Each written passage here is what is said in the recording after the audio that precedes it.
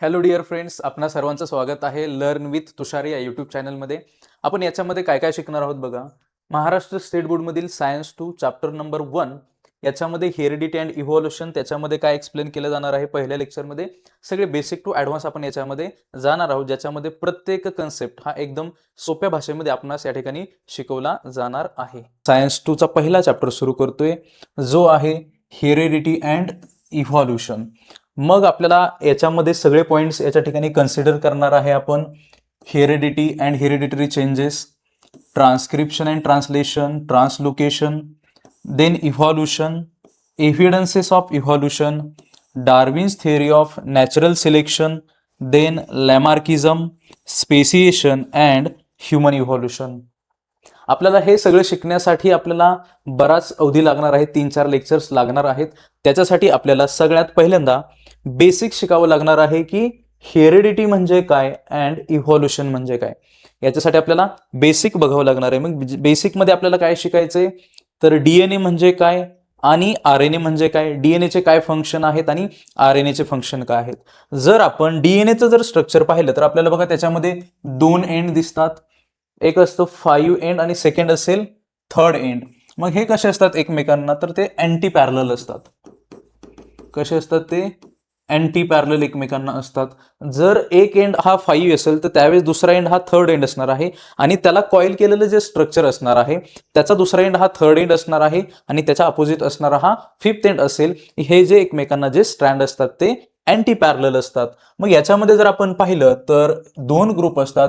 एक आहे शुगर आणि फॉस्फेट. मग शुगर आणि फॉस्फेट काय करतात, तर त्याचा बॅकबोन तयार करतात. बघा, शुगर आणि फॉस्फेट हे काय करतात, डीएनएचा बॅकबोन तयार करतात.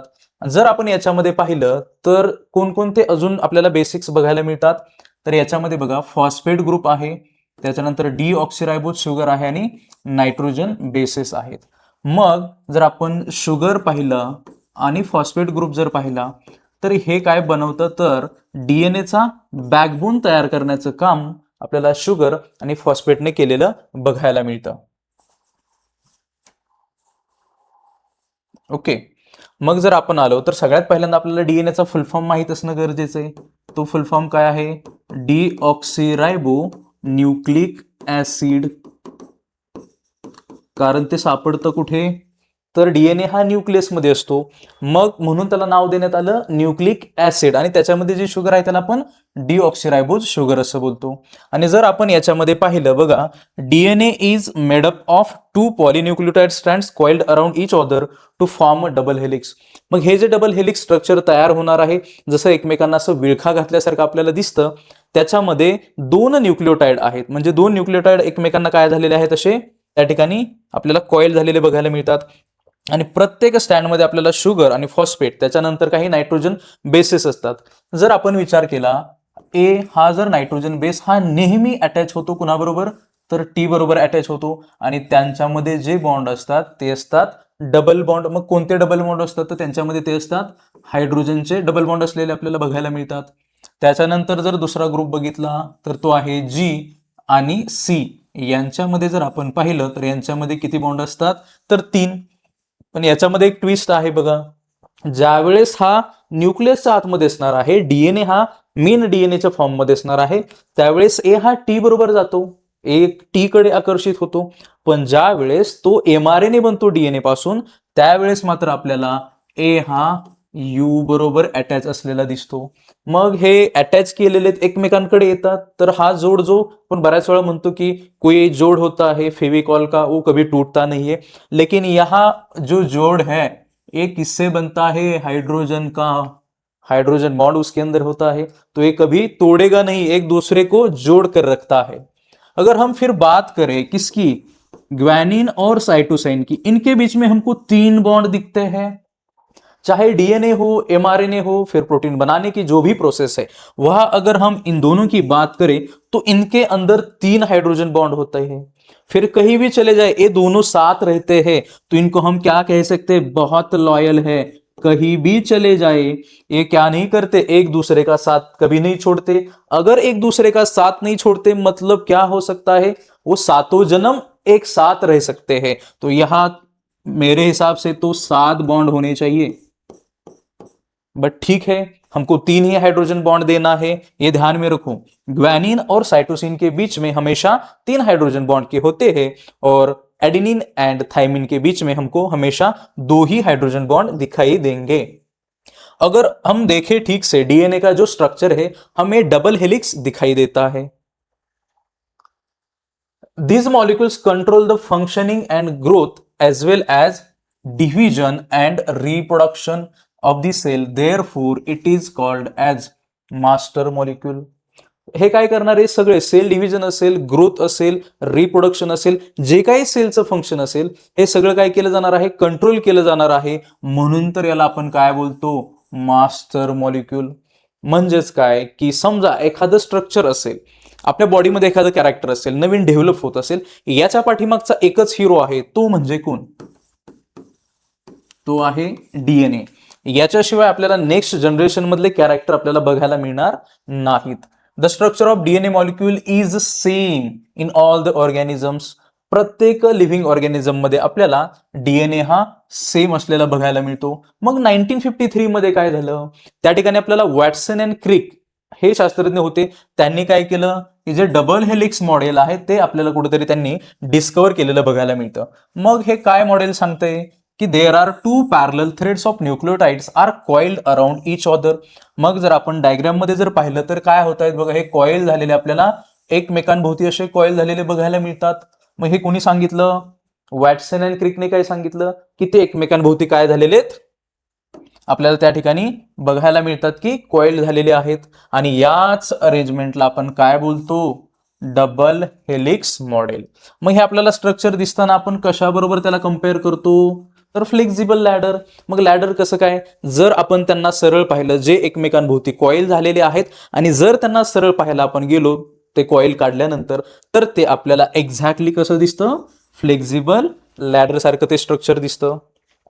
मग 4 प्रकारचे आपल्याला नायट्रोजन बेसेस बघायला मिळतात, ज्याच्यामध्ये आहे ॲडेनिन, ग्वॅनिन, सायटोसिन अँड थायमिन. मग याच्यामध्ये ॲडेनिन अँड ग्वॅनिनला आपण काय बोलतो, तर प्युरिन्स बोलतो. आणि सायटोसिन अँड थायमिनला आपण काय बोलतो, पिरॅमिडिन्स. याच्यामध्ये जरी ए हा टी बरोबर अटॅच होत असेल तरी आपण ॲडेनिन अँड ग्वॅनिनला प्युरिन्स बोलणार आहोत आणि सायटोसिन आणि थायमिनला काय बोलणार आहोत, पिरॅमिडिन्स बोलणार आहोत. In the structure of the nucleotide, molecule of nitrogen base and phosphoric acid each join to a molecule form a sugar. मग जर आपण एक मॉलिक्यूल पाहिला शुगरचा, तर त्याला काय काय जॉईंट होणार आहे बघा, नायट्रोजन बेस असणार आहे आणि फॉस्फरिक ऍसिड असणार आहे. मग आताच आपण पाहिलं होतं की शुगर आणि फॉस्फेटला आपण काय बोलतो, बॅकबोन बोलतो. मग डीएनएचा बॅकबोन तयार करण्यासाठी आपल्याला 2 गोष्टी गरजेच्या असतात. Adenine always pairs with thymine. Adenine को कौन अच्छा लगता है, थाइमीन अच्छा लगता है. कब तक, जब तक वो न्यूक्लियस के अंदर है तब तक. बाहर आएगा तो उसको टी से अच्छा नहीं लगेगा, उसको यू अच्छा लगेगा. End cytosine is always pairs with guanine. चाहे न्यूक्लियस के अंदर हो या न्यूक्लियस के बाहर हो, हमेशा साइटोसिन को ग्वानिन ही अच्छा लगेगा, ग्वानिन के साथ ही वो रहेगा. Each strand in the molecule of DNA is made up of many small molecules non as nucleotide. मग याच्यामध्ये खूप छोटेसे स्मॉल आपल्याला मॉलिक्युल्स असलेले बघायला मिळतात प्रत्येक स्ट्रँडमध्ये, आणि त्यालाच आपण काय म्हणणार आहोत, न्यूक्लियोटाइड असं म्हणणार आहोत. मग पुढे आहेत की टाइप्स ऑफ आरएनए. आपल्याला माहिती आहेत की 3 टाइप्स असतात आरएनएचे. फर्स्ट आहे M R N A, then second आहे T R N A and third आहे आर आर एन ए. मग यांचं फंक्शन काय आपण पाहिलं तर मेसेंजर आर एन ए म्हणजेच एम आर एन ए, याचं काम आहे फक्त की मेसेज कॅरी फॉरवर्ड करणं, याचं काय करणं की ट्रान्सफर करून घेऊन जाणं. आणि आर आर एन ए नावामध्येच आहे रायबोझोमल आर एन ए. बघा, जर तुम्हाला आठवत असेल तर 9th मध्ये आपण हे स्ट्रक्चर पाहिलेलं होतं, जे एम आर एन ए आहेत आपल्याला कुठेतरी ते असं स्ट्रक्चर असलेलं बघायला मिळतं. आणि एम आर एन ए मध्ये थायमिनच्या ऐवजी आपल्याला त्या ठिकाणी युरॅसिल असलेला बघायला मिळतो. Okay, then ribosomal R N A and the transfer R N A, जिथं आपल्याला तो अमायनो ऍसिड घेऊन गेलेला बघायला मिळतो. जर आपण फर्स्ट पाहिला तर ते आहे मेसेंजर आर एन ए, आणि त्याला शॉर्टमध्ये आपण बोलतो एम आर एन ए. मग याचं काय काम आहे, the RNA molecule that carries the information of protein synthesis from genes. मग mRNA ला काय करायचंय की जीन मध्ये समजा सांगितलं असेल एखादं प्रोटीन तयार करायचंय, मग ती इन्फॉर्मेशन असणार आहे जीन मध्ये, मग ते काय करणार डीएनए कडून इन्फॉर्मेशन घेऊन येणार आणि फायनली आपल्याला तो RNA ला देताना बघायला मिळतो. जेणेकरून RNA ला का, तर RNA लाच काय म्हणजेच कोण आहे तो रायबोझोम, आणि आपल्याला माहिती आहे रायबोझोमलाच काय बोलतात, प्रोटीन फॅक्टरी ऑफ सेल. जर आपल्याला सेलमध्ये प्रोटीन बनवायचं असेल तर त्या ठिकाणी आपल्याला रायबोझोम हा कार्य करताना बघायला मिळतो.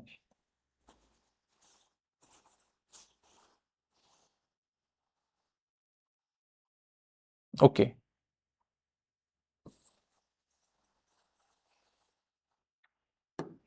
C DNA chain in the cell nucleus to ribosome in the cytoplasm which produces the protein is called as messenger RNA. मग रायबोझोम कडे काय करायचंय, त्याला मेसेज घेऊन जायचा आहे कशाचा, की प्रोटीन सिंथेसिसचा, आणि तेवढाच मेसेज घेऊन जाणारा जो RNA आहे त्याला आपण काय बोलणार आहोत, mRNA. जर आपण पुढे गेलो तर सेकंड आहे ट्रान्सफर RNA, इन शॉर्ट आपण त्याला काय बोलतो, tRNA. मग याचं काय काम आहे, the tRNA molecule which according to the message of the mRNA carries the amino acid up to the ribosome is called as transfer RNA. मग tRNA काय करणार आहे की अमायनो ऍसिड कलेक्ट करणार आणि ते अमायनो ऍसिड घेऊन रायबोझोम कडे जाणार, कारण रायबोझोमला फायनली काय बनवायचं आहे, प्रोटीन बनवायचं आहे. मग त्याच्यासाठी त्याला काय कलेक्ट करावे लागणार आहेत, अमायनो ऍसिड, आणि ज्यावेळेस सगळे अमायनो ऍसिड तो घेऊन जाणार फायनली आपल्याला त्या ठिकाणी प्रोटीन तयार केलेलं बघायला मिळणार आहे. ते प्रोटीन कोण तयार करणार आहे, तर RNA, किंवा आपण त्याला म्हणतो रायबोझोम आपल्याला प्रोटीन तयार करताना त्या ठिकाणी बघायला मिळतो. रायबोझोमल RNA, प्रोटीन तयार करणारा RNA. The molecule of RNA which is a component of the ribosome organelle is called as ribosomal RNA. जर आपण रायबोझोमचा विचार केला तर त्याच्यामध्ये सिंगलच मेम्ब्रेन असलेलं बघायला मिळतं. जेवढ्या काही सेल ऑर्गेनेलिज आहेत त्यांच्यामध्ये बऱ्यापैकी आपल्याला डबल मेम्ब्रेन असतं, पण जर आपण रायबोझोमचा विचार केला तर त्याच्यामध्ये आपल्याला सिंगल मेम्ब्रेन असलेलं बघायला मिळतं. म्हणून जास्त करून याला सेल ऑर्गेनेलीमध्ये आपण कन्सिडर करत नाही. पण याचं मग फंक्शन काय आहे, ribosome performs the function of protein synthesis, आणि रायबोझोमनेच आपल्याला प्रोटीन सिंथेसिस करायचं आपल्याला या ठिकाणी बघायला मिळतं. जर आपल्याला DNA शॉर्टमध्ये लक्षात ठेवायचा असेल तर बघा त्याच्यासाठी काय ट्रिक आहे.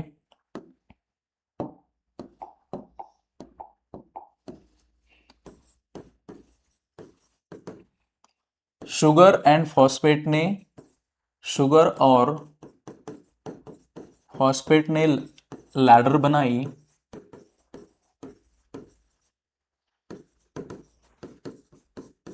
ए को T मिली, C को G मिली,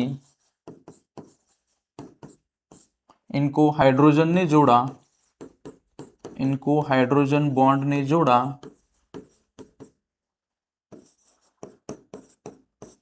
और DNA डबल हेलिक्स बन गया.